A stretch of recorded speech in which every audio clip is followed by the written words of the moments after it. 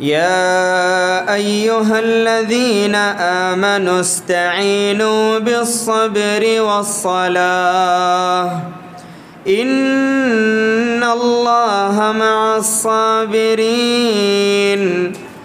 ولا تقولوا لمن يقتل في سبيل الله أموات بل أحياء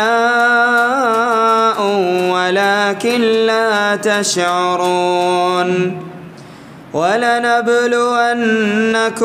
بشيء من الخوف والجوع ونقص من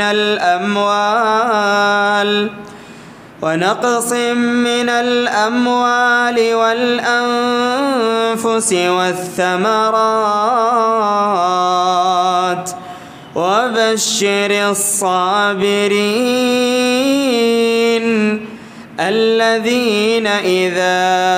أصابتهم مصيبة قالوا إنا لله وإنا إليه راجعون أولئك عليهم صلوات من ربهم ورحمة وأولئك هم المهتدون.